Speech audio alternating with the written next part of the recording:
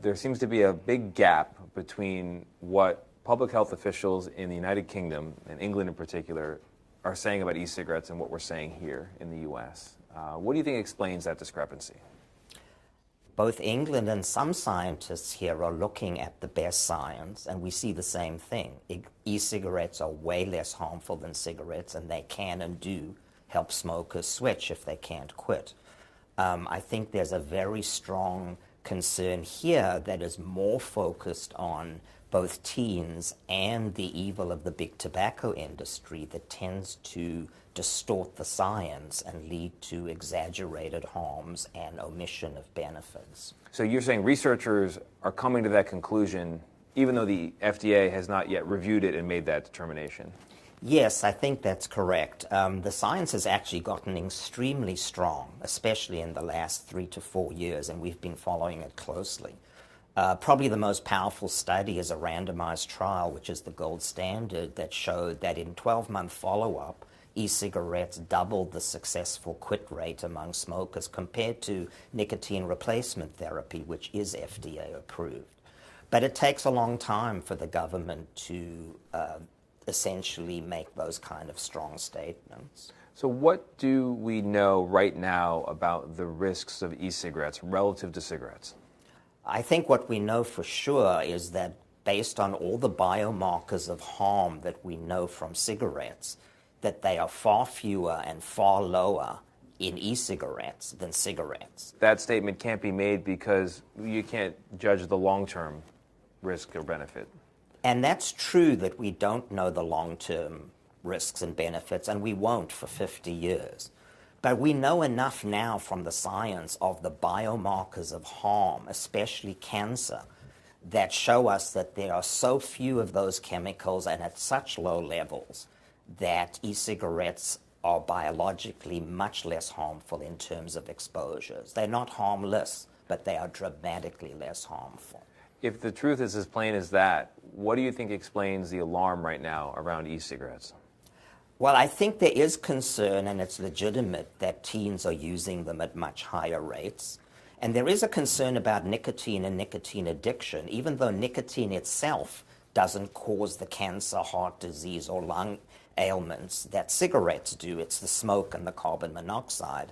Nicotine's not harmless. And there is a concern that teens who use it might get addicted and then go on to cigarette smoking. But the evidence doesn't really support that at a level that we ought to panic about it. When you think about a cigarette and what kills you in a cigarette, what comes to mind? I'm thinking tar, carbon monoxide. Correct. The tar is a catch-all term for the essentially junk in the burning of tobacco. And that includes 69 known human cancer-causing chemicals, of which 10 or 12 are very potent. And we know what those are, and therefore we can look for them in the blood of people who've switched to e-cigarettes. And the FDA's own study of that, which is published in the New England Journal of Medicine, confirms that of 45 biomarkers, only 12 were detectable in e-cigarettes, and of those, none were at levels that approach those of cigarettes. So the biomarkers are very clear that there are less of them, and of those that are there, they are much less harmful. If every American smoker switched to an e-cigarette, would public health benefit? I think there's no question. Public health would benefit dramatically if everybody switched completely to e-cigarettes and we made cigarettes obsolete. That would also solve the teen problem because we wouldn't be afraid of the gateway to cigarettes if nobody wanted cigarettes anymore.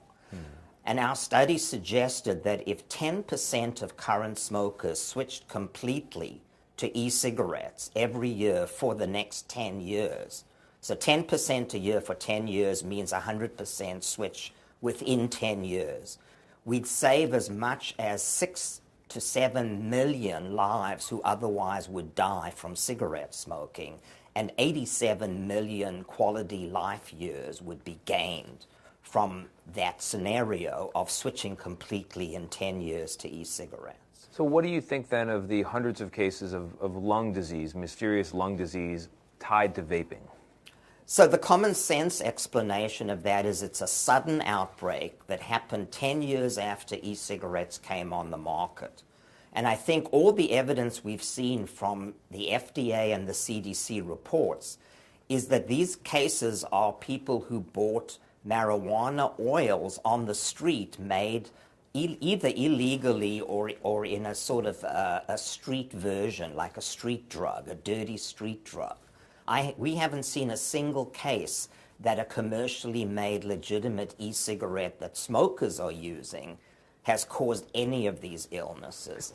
And I would say for smokers, they should not be scared by what they're seeing, and that e-cigarettes should still be used instead of cigarettes if they've already switched.